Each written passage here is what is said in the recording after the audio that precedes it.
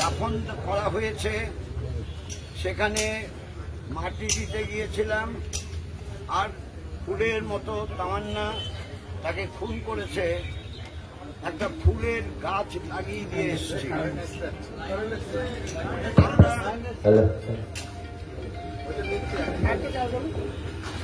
আমরা দাবি করেছি, শাস্তি চাই। তার পরিবার থেকে 24 জনের নাম বলা হয়েছে। এই 24 জন এই ব্যাপারেতে যুক্ত, তাদের 9 জনকে গ্রেপ্তার করেছে।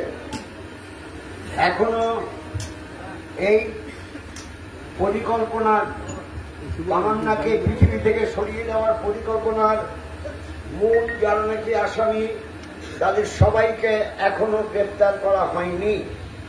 আমরা ধিক্কার জানাই, পুলিশ কেন এখনো তাদের গ্রেপ্তার করতে পারছে না? আজকে তো 8 দিন পূর্ণ হয়ে গেল, এরপরও সম্ভবপর হচ্ছে না কেন? আজকে যেভাবে নারীদের ওপর অত্যাচার শুরু হয়েছে,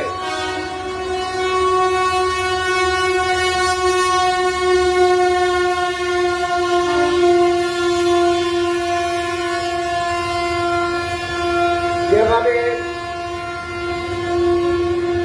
মা বোনেদের উপর অত্যাচার শুরু হয়েছে, যেভাবে শিশুদের হত্যা করা হচ্ছে, আমরা তার ধিক্কার জানাই, তীব্র প্রতিবাদ জানাই।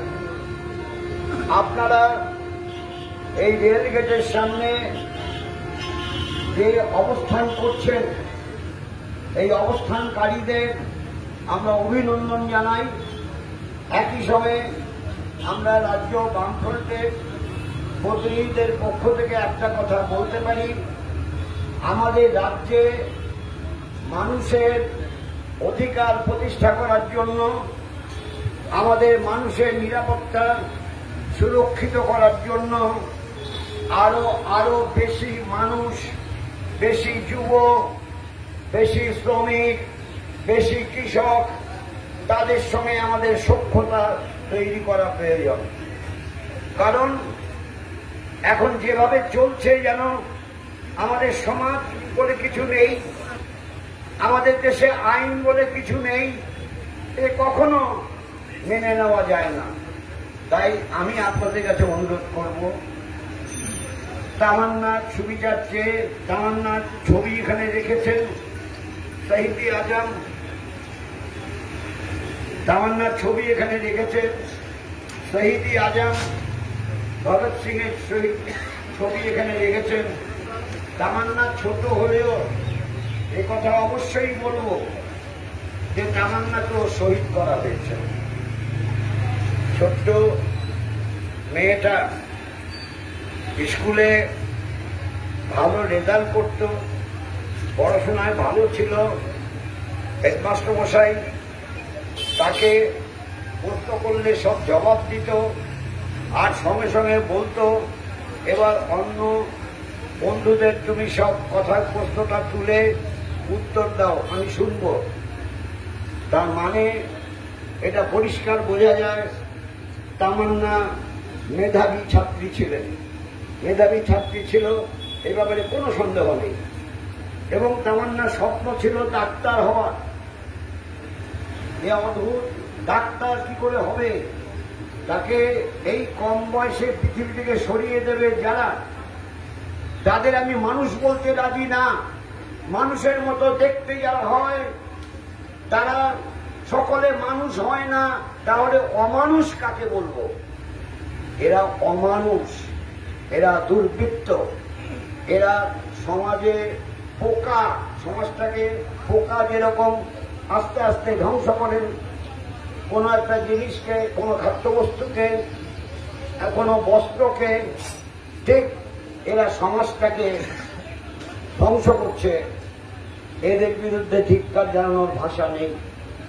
আমি প্রত্যাশা করব আপনারা আপনাদের দাবি এটা ছড়িয়ে দিন।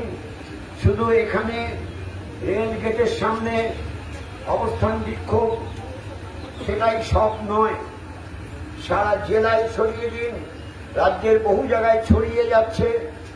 কালকেও আমি দেখেছি নাগরিক সমাবেশে দাঁড়িয়ে যেভাবে শিল্পীরা কথা বলেছে, তাতে তাদের মনে হয়েছে এই জিনিস আর সহ্য করা যায় না। তাই পুলিশকেও বলবো যে আপনারা 24 জনের নাম দিয়েছে, বাকিদের পাচ্ছেন না কেন? ওদের সঙ্গে কথা বলার সময় বলেছি আজকে অনেকগুলো বোমা পাওয়া গেছে, পাটের ক্ষেতে বোমা সরিয়ে রাখা 2 বস্তা বোমা নাকি এসেছিল। এখন পুলিশ থেকে বলা হচ্ছে বোমা যখন আপনারা পেয়েছেন আমাদের খবর দেওয়া উচিত ছিল।